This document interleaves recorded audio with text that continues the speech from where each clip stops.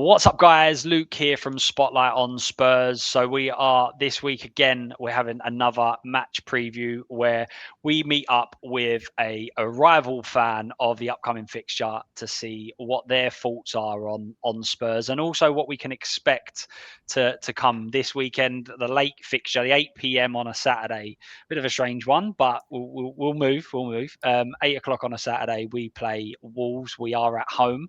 And we've got the brilliant Dave on from Talking Wolves. Thank you very much for coming on, mate. Much appreciated. How's things with you? Yeah, my pleasure. Like I said before we kicked off, mate, all good personally, other than the football. I mean, that could improve quite a little bit, and that would improve my happiness and mental state, I suppose. But other than that, living the dream as always. I know at the end of the season it changed with the cup win, but we can feel your pain in terms of just feeling like every week is you're just not sure what's going to happen and what's coming. So we'll start sort of at the start of the season in terms of like what were your hopes for the season? Obviously, the transfer market, you lost some vital players. What was sort of your thoughts leading into this season? Was it where did you see Wolves being and going? I think, we were going into the summer, and it's been the case probably for the last 2 or 3 years, where we were going into the summer knowing that we were probably going to be losing some key players. Previous windows, Neto, Neves the year before, the huge players and so pivotal to how Wolves did the season before. This season, we sort of were resigned to the fact that Cunha was going to go.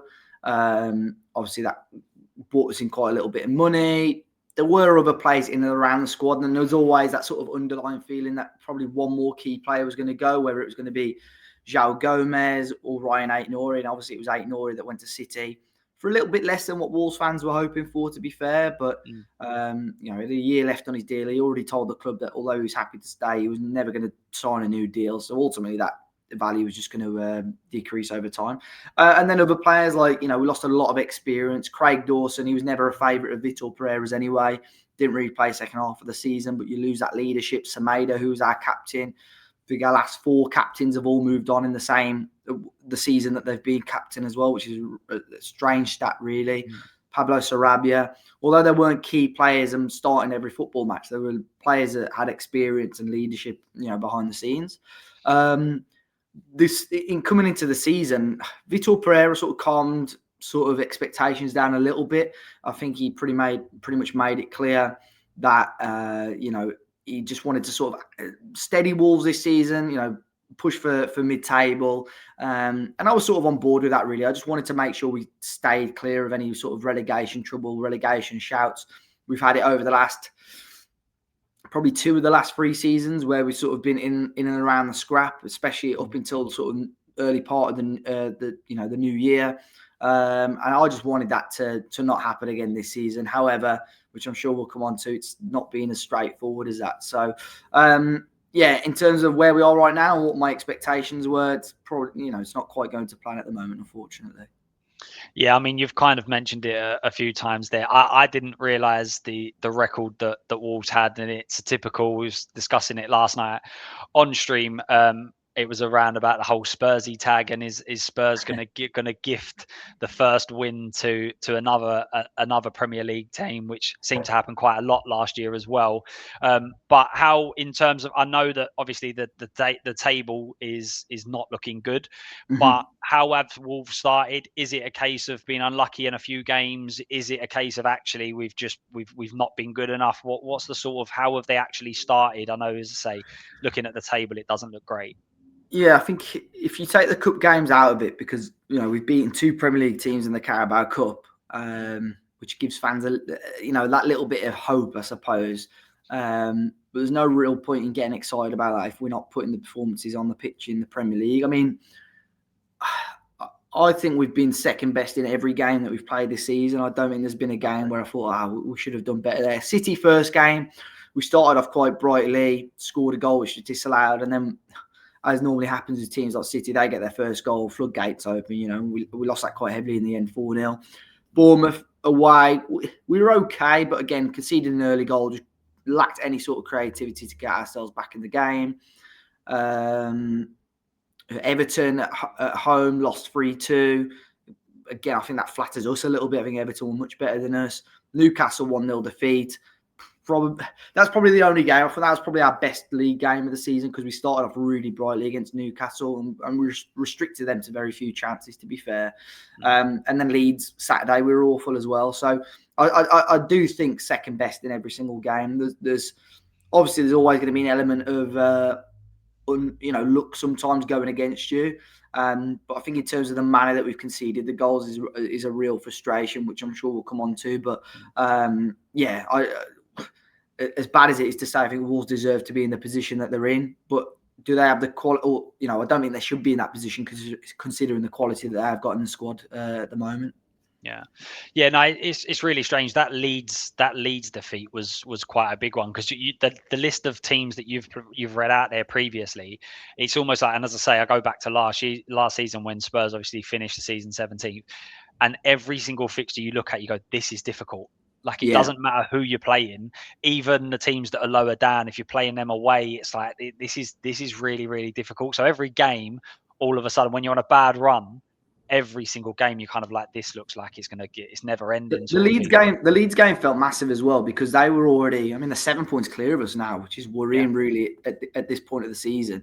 They were 4 points ahead of us, and I actually don't think they were spectacular on Saturday. I think Wolves were really bad, in terms of the manner of the goals that we conceded and so on. But it's frustrating because I think Burnley and Leeds, they'll still be probably in and around that sort of bottom pack come the end of the season.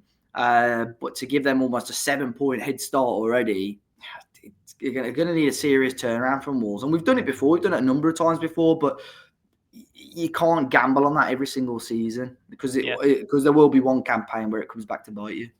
Yeah, 100%. And obviously for some people on the outside, and this is why I like to do these sorts of things and talk to people that are fans of the club. But from the outside, in terms of Vitor Pereira, obviously offered a new contract and signed a new contract in the midst of what is a difficult situation. Some fans really love that because it means that you've got your identity, you know who you're going with, you've got that there. However, others are going, we're sort of rewarding 4 defeats on the bounce. Where did you kind of sit with that? Because when he came into the league, he kind of, in a way, sort of took it by storm in terms of the way that he was able to turn things around. And there was so many conversations over the last couple of years about managers needing loads of time to be able to implement things, whereas he came in and it was instant. So where did you sit with the whole new contract thing?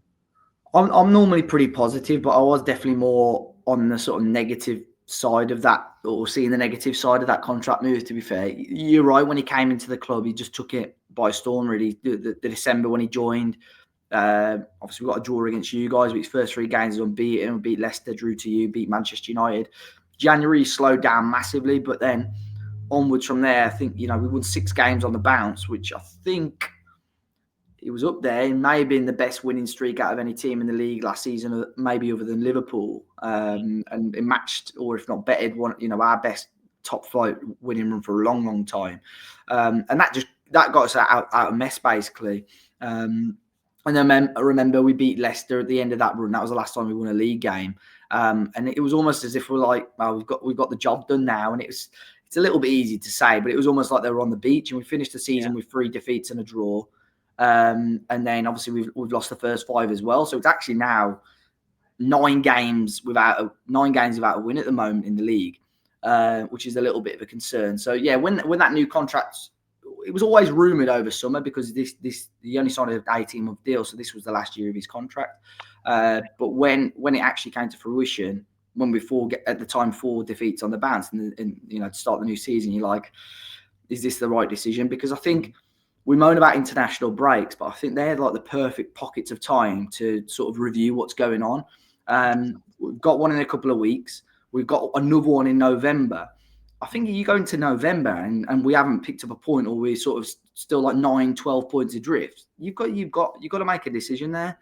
So I think the club passed off. They had a lot of power there, and they sort of just got rid of that sort of power as such. Mm-hmm. However, saying that, I do like Vitor. He says the right things at times. Obviously, he's got to start, walking the walk instead of just talking the talk. But I like the idea of some sort of stability, because Wolves just haven't had that enough. Vitor's not had it enough in his career. I think he's managed like 10 clubs in the last 15 years. He's got a ridiculous record, really. But both parties need a bit of stability. And, I'm hoping we see that very soon. Yeah. I mean, the tenure at Premier League clubs now is something like 14 months, isn't it? So Yeah, we always say that kind of a little bit of patience, but actually the average tenure is just a season and a half effectively, which yeah, pretty is a much, bit yeah. crazy. But in terms of onto the next thing, and it's more around, and there's two questions in this, but it could be the same answer, and it was around who is your best player in your eyes, but also who would cause Spurs the most problems. Now, as I said, that could be the same player, but for different reasons. It could be different Yeah. players. So where would you sit in terms of who you think is the best player at Wolves? Well, I mentioned to you before we started, we had our cup game, and Vitor shook it up quite a lot, and there was a lot of opportunities given to players that haven't necessarily had those chances. I think the midfield too. Last year we were always, second half of the season, I thought they're up there. Deserved a lot more praise. Andre and João Gomez, fantastic, but this season they've just struggled together for whatever reason. I don't know if it's a slight change of system, personnel around them. I don't know if Mateus Cunha, was helping them a lot, being an out ball all the time.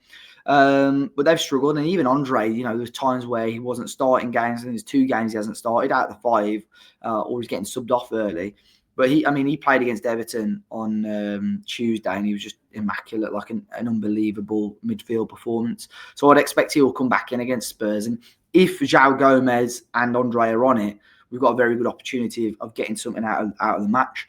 Jurgen Strand-Larsen's an obvious one as well. Struggled a little bit with injuries so far this season. Missed the last couple of games. He came off the bench against Leeds, just couldn't get himself in the game. But started against Everton to obviously get some minutes and sharpness under his belt. I would assume he would start.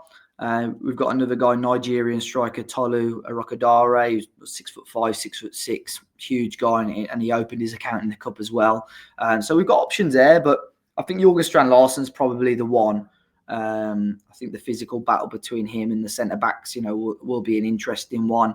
And one player I'll give a little shout out to, Jean Arias, who we signed from Fluminense in Brazil.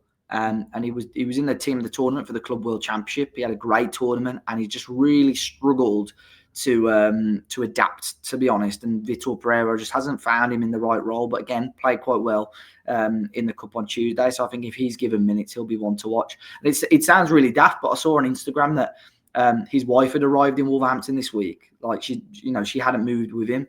And just little things like that. I always think, right, you settle now. You've got a young kid and your wife with you. Is now your head going to be straight and you can focus on your football and start playing your best football again? And I'm hoping that will be the case, because her first game at Molineux was on Tuesday and we won. So and he played quite well. So we'll see. Special omen. I completely agree. I think these are factors as a footballer that are just not considered by fans. There are so many. He played in South America, his whole career. Sorry. So that sort of thing. This at 28 as well is massive to completely move cultures in different leagues. So I think you want these players as settled as they can. We've seen it with a lot of players, Brazilian players especially. I think they've never come across to Europe before. Sometimes they do need 3 to 6 months before you start seeing them play their best football. Yeah, for sure. I mean, it's completely different. Even if you're coming over from like the German league, we've seen some good players struggling to get to adapt, and that's the most what seems to be the most renowned, closest version of the Premier League sort of thing. So I definitely agree. And in terms of the best players, João Gomez was heavily linked. I don't know whether you see the reports, but it was quite heavily linked to Spurs. I think quite often on YouTube you kind of make up your own rumours a lot of the time, but it was definitely a case of amongst the fan base there was lots of conversations about whether that would be a player we should be going for. And actually, I done a little post the other day about Premier League players and just players that I think are really underrated. And Larsen for me is one of them. I think if he can get the right service and the right players around him, I think they've got a top player. So when Newcastle came in for him, I was not surprised at all. I think I think he could. He's had his little settling in period now, and I think definitely he's a danger man for sure. Going on to Spurs now. In terms of the Spurs team, obviously with Thomas Frank, we don't know what's going to happen. There are so many different caveats. He plays so many different ways, and we never can really know his first 11. But if you was looking at what would be a perceived first 11 in your eyes, where do you see Spurs' weak link? I don't think there's much, to be honest, especially with the way that they've started the campaign. I think you've got.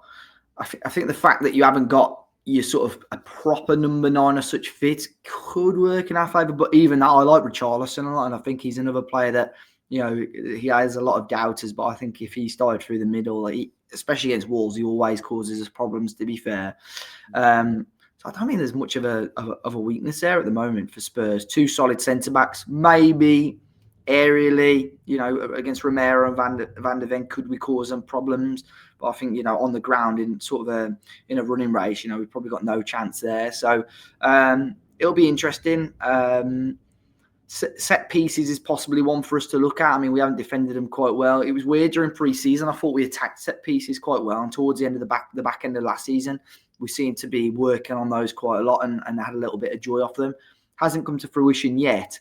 But I do wonder tomorrow whether, you know, the set pieces can work in our favour. Like they did, I think, when João Gomez scored the brace there, most unlikely goal scorers when a ball comes in and he heads it into the back of the net. So hopefully a repeat tomorrow. But I think I'm quite jealous of the sort of depth and the stability that Spurs team have got at the moment, other than the striker situation, of course, which I mentioned. But I think, you know, the fact that you're still third in the table says a lot, really.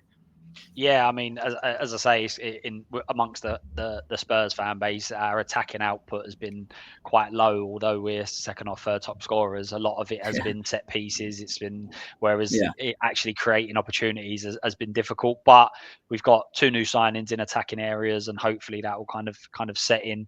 You kind of touched on it a little bit in terms of what sort of level you think the Spurs players are at. But who's the one player, or do you have a one player at Spurs where you think he's the one that's really a danger to us? I'm interested. I think the midfield's an interesting one. I think Bergval's a very good player. We were very loosely linked to him before we made the move to Spurs as well. But Xavi Simons is one. He's the one that I kept, not so much kept tabs on, but I was aware of, especially when he was a much younger player, you know, in the Barcelona and PSG saga and so on. And the fact now we get to see him come to the Premier League will be quite exciting, I think. So I'm intrigued. I'll keep a close eye on him tomorrow, I think. But even as daft as it sounds, players like Brennan Johnson, I think, you know, again, he scored a few both in a Forest shirt and a Spurs shirt against Wolves. Always seems to be one. I spoke to a couple of Spurs fans, and then I see it on social media. Always seems to be like a bit of a scapegoat. But, you know, his goal contributions, especially last season, if you're getting anybody getting close to 20 goal contributions in the season, for me, that's a good campaign regardless. Yeah. So even players like that are always quite lively and can cause us problems. So, and I've already mentioned Richarlison, but the one tomorrow I'll be very intrigued to see how he gets on will be Xavi Simons, just in terms of how he'll run the game, where he'll play, and what problems he may or may not cause Wolves. Yeah, I completely agree. I mean, I was a massive. I used to watch every single Barcelona game, so like hearing about him coming out of the youth academy and almost being a wonder kid from like 12 years old. How many wonder kids actually end up becoming top players? Like they don't generally happen. So, yeah, I completely agree. I think he's definitely one to watch. He's settled in. He had a good performance midweek. He seems to be settling in game by game. But it will be interesting to see where he plays, whether he plays off that left hand side or will he be directly against Andre or João Gomez or both of them, for instance. So definitely agree. Brennan Johnson is a very, very strange footballer. Yeah. He has so much. I can see so much ability in him, but he almost looks like he's scared. It's like he won't commit. So in general build-up play, he just doesn't get involved. But then he just finishes. It's just like when he's going through on goal, I've just got absolutely no doubt. It's really, really strange. But when he comes up one-on-one against a defender, I'm like, he doesn't know what he's going to do, and it's really like it's to be so concise in one aspect but not the other. It is quite strange. But yeah, Spurs have always got a scapegoat. We always have done. We always will. I think every club does, don't they? Yeah, chairman, owner, manager, whatever it is, we've got a scapegoat. So Brennan Johnson is that time at the moment. And again, you briefly touched on it a little bit there, but what are your thoughts on tomorrow's game? Are you expecting it to be a tough day? Are you expecting to come away with something? What are your thoughts on the game? Yeah, I think if you just look at the game, the form of both teams, you would probably, you put good money on Spurs getting the result. I think Wolves have started off badly, but saying that they're winning the cup, it will give Vitor Pereira some thinking to do. He changed shape, he changed personnel. We've got his press conference later on today, so it'll be interesting to see what he says in regards to that. I assume he'll keep his cards quite close to his chest. But if if you look at the form of this fixture, it's all pointing in Wolves' direction at the moment. We've got, haven't lost in the last 5 against Spurs, 4 wins and a draw. It gives me that little bit of hope. We have broken some records this season in terms of, in a bad way, I suppose. A lot of records for the opposition teams have been broken. Leeds, to be fair, Leeds had good form against us. They carried that on. But, there's been a few games. Everton, we had great form against, that came collapsing in the league. So, I don't know. I'm sort of 50-50. I think my head is saying that Spurs are going to, comfortably win this game. But my heart thinks that, there's a sneaky feeling we can get off the board tomorrow, I think. Again, a few Spurs fans said to me, Dr. Tottenham will see you now. So I certainly hope that's the case. I don't know. I don't know if you just said it similar. So maybe it's not just me. I just thought, being a Spurs fan, I've always got two predictions in my head. Yeah. And one of them's like, right, they haven't won in 5. So they're going to win. And then the other one is going, but they haven't won in 5 and we've been really good. So surely we'll win. It's very interesting to see which, like the Leeds game, I thought in my head, this is just typical Wolves. We're just not going to turn up. But in my heart, I thought, yeah, we're going to do these. And we went 1-0 up. And I thought, okay. And then as soon as it went 1-1, even though we're still in the game, it just went straight to my head prediction. I thought, yeah, we're not getting anything out of this game. So I suppose it's good to have that in a way. If your heart and head is saying the same thing negatively, it's never a nice thing, I suppose. So yeah, it's always nice to have differing thoughts, I suppose. You've got to draw some sort of positive. You've got exactly. Why do we do this to ourselves, supporting clubs up and down the country? It's crazy, isn't it? And then just before, we've got two more questions. One of them being just a quick score prediction.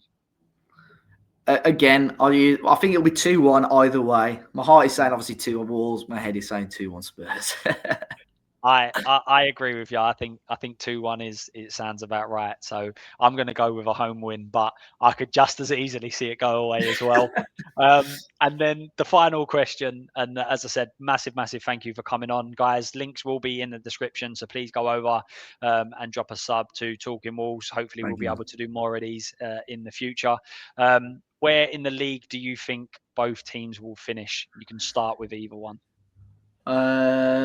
I think Spurs will finish 4th. I think you'll get top 4. And I think Wolves will finish 16th. So yeah, I think we'll stay. A lot of Wolves fans are resigned to relegation already, but I've still got belief that we're good enough to stay up. However, we do need to get a little bit of a winning run going. So yeah, we'll see. And also look on the positive. If you're resigned to relegation, if you get it, you just get what you expect, and if you don't, then you're going to be absolutely buzzing. So trying to find the positives again, like we said earlier. I think probably 16th, 15th for Wolves. I think if your midfield clicks, as you said, I can't remember what the score was, but I remember watching them when we played Spurs, and they were everywhere. Andre, I remember at one stage couldn't tell the difference between the two of them unless it was the shirt. They were quite similar, but they were just everywhere. And if they can really click, and as I said, I think if Larson gets the right sort of service, maybe gets up to speed and everything else, I think you could pull away from that. But it's going to be difficult, as you said. You give yourself a terrible kind of start.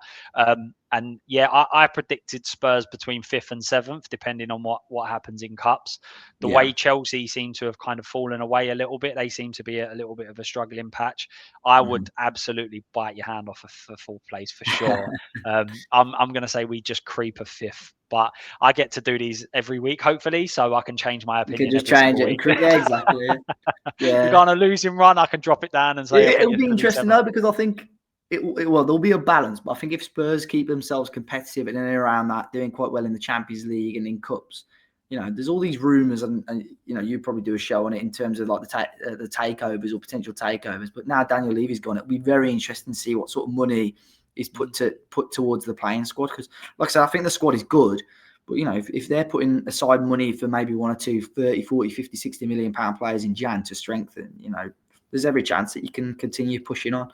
Spurs, Spurs were a very good team, or still are a very good team, but should be in and amongst that sort of top 4 every season anyway. So Yeah, 100%. And actually, funnily you say that, but yesterday that there was a lot of rumours that came out quite late at night. Savinho signed a new deal, and we thought that Spurs were kind of gonna go for him again in January, and hope we would get that one over the line, because there seemed to be a lot of confidence at the club that we would. But he looks to be signing a new deal at City, so one of the targets in January seems to have moved on. So where do we go from here? But there was the huge news about a potential takeover, 3.3 billion. It doesn't make sense to a lot of the Spurs fan base at all. But I feel like this is gonna be constant rumours now for at least until probably January or the summertime, till we can really see where the new owners are, or not the new owners, but the new people that are taking over, where they see the club, because you can't really see their ambition in the off season when there's no transfer window. It's when you see who you're targeting and where you're going. So yeah, it will be an interesting time for sure. As I said, Frank seems to have made everything just a little bit more. Everything seems to be a bit more steady at Spurs at this moment, as opposed to Ange being a bit up, and a lot of Dan, but the occasional up as well. Whereas Frank seems to have it a lot more steady. So yeah, we'll certainly see. But if you're backing us to get into the Champions League again, I'll absolutely take that. And maybe Harry Kane will return. We'll see. Yeah, we'll see. Yeah. But as I said, massive thank you for coming on. I really Pleasure, appreciate it. Some real good insights there. And obviously, as I said, I like to be able to see it from other fans' perspective. And yeah, I think it's a really good, cool insight into that. So thank you for that. And hopefully, as I said, we'll be able to do more in the future. Guys, if you haven't already, please make sure you go and sub to Dave over at Talking Walls. As I said, links will be in the description below. And hopefully Spurs go in with a win. Not hopefully for Dave, obviously, but hopefully Spurs go another win, and we sit at the top of that table. So guys, thanks you very much for the support recently. Absolutely crazy. It's just an honor. Thank you very much. And last thing from me, as always, come on, you Spurs. See you later, guys.